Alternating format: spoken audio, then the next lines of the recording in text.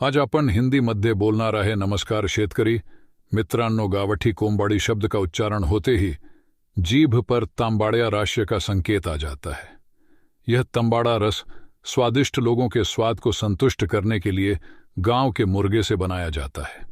ग्रामीण मुर्गी पालन एक ऐसा व्यवसाय है जो कई किसानों द्वारा खलिहान के सामने कुछ मुर्गियों को पालकर किया जाता है.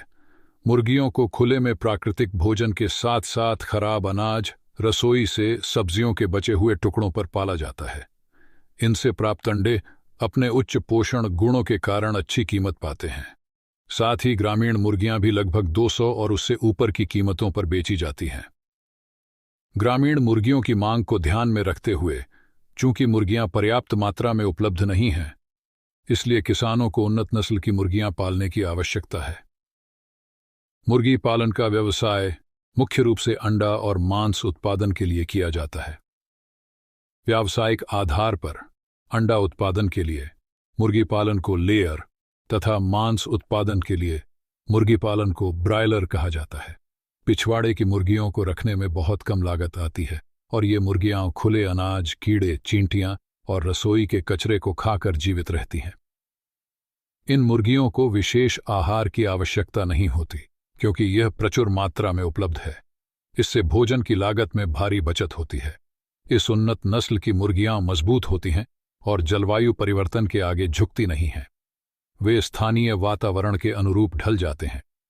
पारसदार मुर्गियों की वनराजा, गिरिराजा, ग्रामप्रिया, कृषिब्रो, स्वर्णधारा आदि नस्लें हैं जो देखने में देशी मुर्गियों की तरह लगती हैं और उतनी ही प्यारी होती हैं.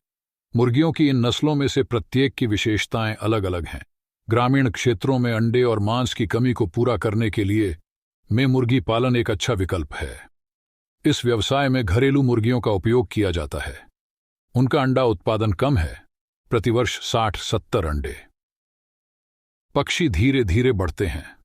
ऐसे में देशी नस्ल के स्थान पर विकसित नस्ल के पक्षियों को घर के पिछवाड़े में पालने से ग्रामीण क्षेत्रों में अंडे और मांस की पैदावार में वृद्धि होकर ग्रामीण क्षेत्रों की जरूरतों को पूरा करने में मदद मिलेगी. साथ ही इस माध्यम से भूमिहीनों, गरीबों और खेतीहर मजदूरों के भोजन में प्रोटीन की आवश्यकता को पूरा करके कुपोषण को रोकने में मदद मिलेगी. ग्रामीण क्षेत्रों में लोगों की आय बढ़ेगी और जीवन स्तर में सुधार होगा. अब हम हर दिन हर विषय पर बात करेंगे. जय सेवालाल.